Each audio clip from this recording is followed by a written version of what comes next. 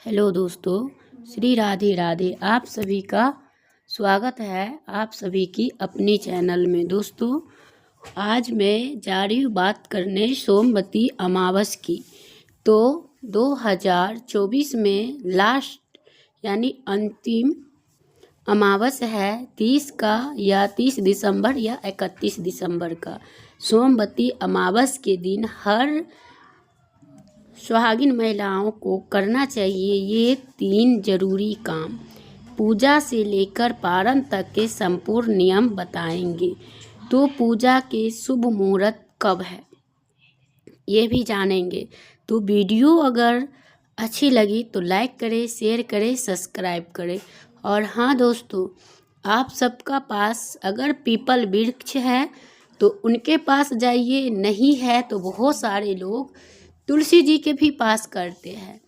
तो मैं आपको बता दूं कि आप लोग को हमारी वीडियो से क्या सीख मिलता है तो वो ज़रूर कमेंट बॉक्स में बताएं और श्री हरि लिखना ना भूलें।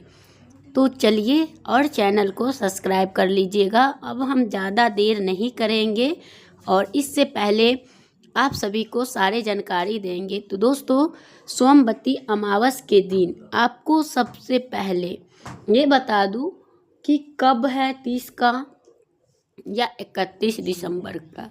तो सोमवती अमावस जो है वो 30 का ही है।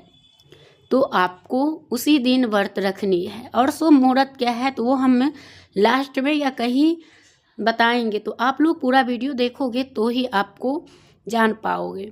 तो ये है। और सोमवती अमावस के दिन हर महिलाओं को कौन सा ऐसा कार्य करना चाहिए तो हम वो बताएंगे। और हाँ, जो लोग फर्स्ट टाइम व्रत रखेंगे या नहीं, हम उठाए या नहीं, और कितने सारी गर्भवती महिलाएं हम व्रत रखूं या नहीं, हमें पीपल वृक्ष का परिक्रमा करना है कि नहीं, तमाम सारे सवाल होते हैं मन में ये। और हाँ, जो पीरियड्स में है उनका क्या करें। तो दोस्तों, सभी एकदम से निश्चित हो जाओ क्योंकि सारे सवालों का जवाब हम देंगे। तो बने रहो और श्री हरि विष्णु जरूर कमेंट में लिख दो। तो मैं बताने जा रही हूँ कि सबसे पहले गर्भवती महिलाओं को, आप अगर पूजा कर रही है तो आप व्रत रख लो, पूजा कर लो।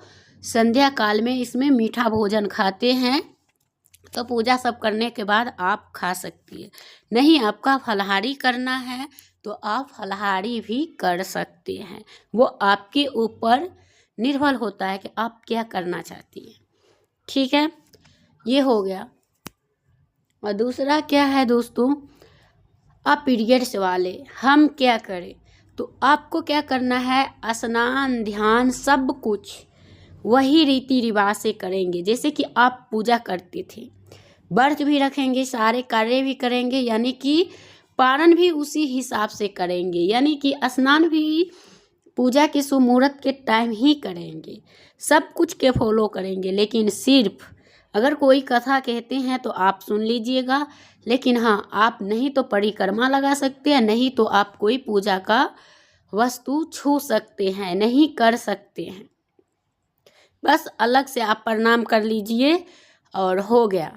आप व्रत रख लीजिए, कथा सुन लीजिए और इसके आगे आपका भगवान वही से आपका व्रत का संपूर्ण फल मिल जाएगा। ये हो गया। आप भी का मन में जो डाउट थी वो भी हमने दूर क्लियर कर दिया। अब हम चलते हैं पहले बार सोमवती अमावस क्या हम उठाए या नहीं।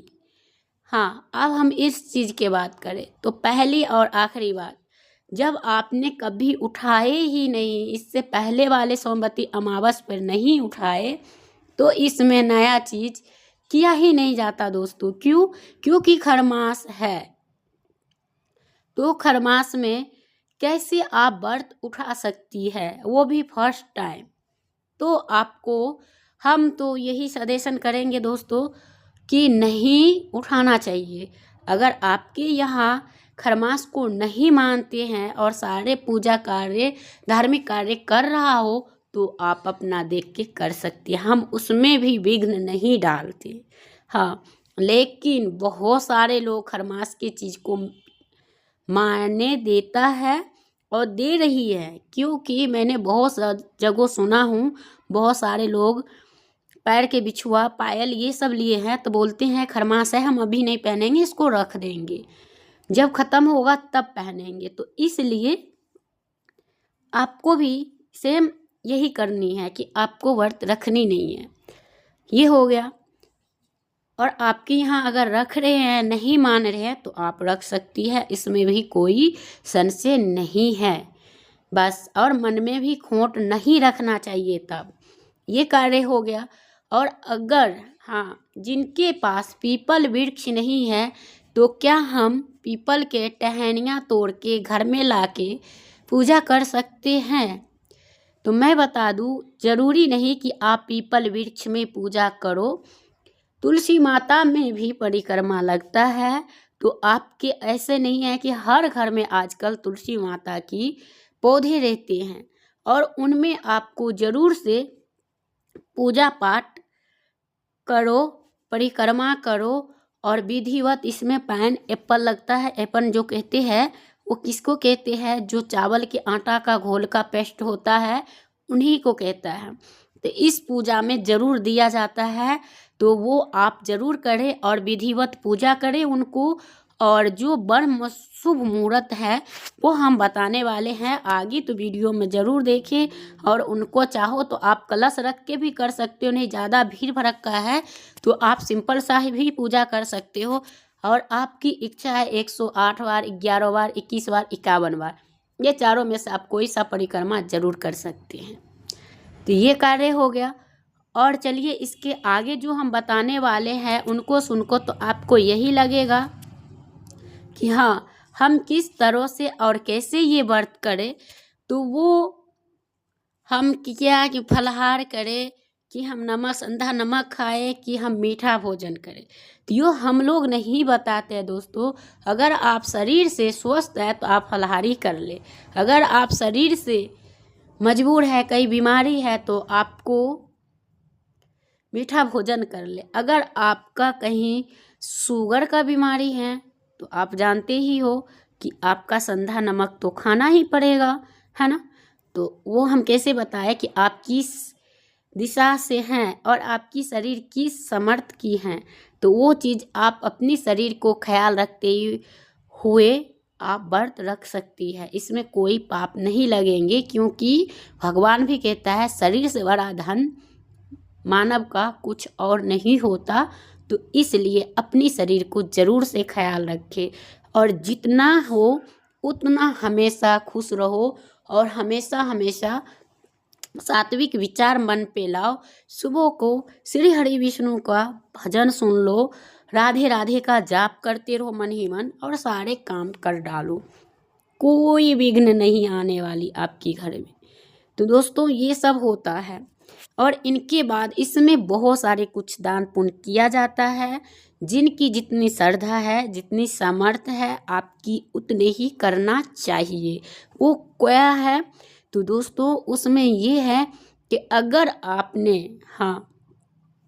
व्रत रख रही हैं तो कुछ दान पुण्य जरूर करें। चाहे आप फल करो, चाहे वस्त्र करो, चाहे जो 16 श्रृंगार करो, चाहे जो करो। हाँ, इस व्रत में जो नया कपड़ा, पति के लिए ये व्रत होता है, तो हर सुहागिन को ये कार्य करना है कि उस दिन 3 चीज़ें जरूरी है। एक तो पीला सिंदूर, जो कि आपकी सिंदूर जो विवाह वाला सिंदूरा होता है, उस वाला सिंदूर को आपको नाक पर से लेके मांग, पूरी मांग में भरनी चाहिए, या पूरी मांग भर डालना चाहिए। नहीं कि कोड़ी पे थोड़ा सा लगा लिया हो गया, ये चीज़ नहीं करना। आपको लगाना है तो पूरा लगाना है ये। और दूसरा क्या है दोस्तों, कि आप अगर अपने पति के लिए या आप अपने लिए 16 श्रृंगार भी चढ़ाने के लिए लगते हैं तो वो ले, और नहीं तो आप वो ले। जैसे कि आप जो सारे चीज़ ले रहे हो, तो उन चीज़ों में आपको क्या करना है कि उस चीज़ में बनियान, रुमाल, चाहे आप कुछ भी दे सकते हो। तो वो पति के लिए भी, तो वो भी वस्त्र आप उस दौरान, जैसे कि खरमास है तो इस दौरान में आप नहीं पहन सकते हो। क्यों? क्योंकि अगर आपने ये वस्त्र पहने, हाँ पहने, तो फिर वही हो जाएगा कि खरमास में कोई व्यक्ति पहनता नहीं है तो आप भी नहीं पहने। तो यही कार्य सब होता है दोस्तों। और उनके बाद हमें कुछ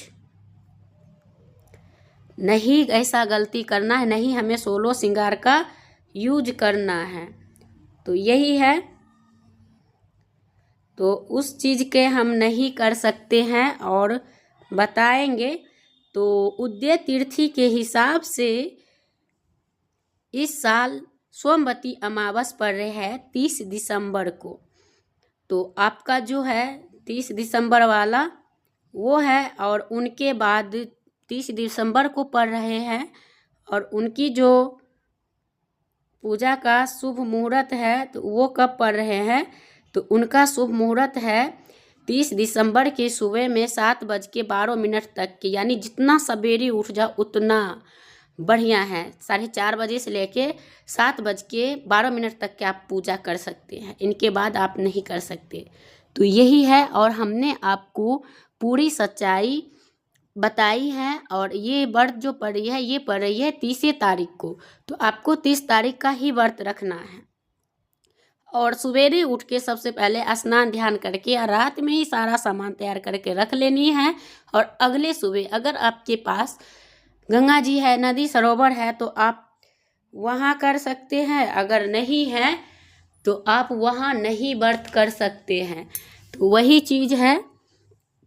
तो उसके साथ साथ आपके व्रत करने के साथ साथ यही सब रीज़न है। तो मैंने कह दिया और वीडियो करूँगी यहीं पे एंड, फिर मिलती हूँ एक नया वीडियो के साथ। तब तक के लिए बाय।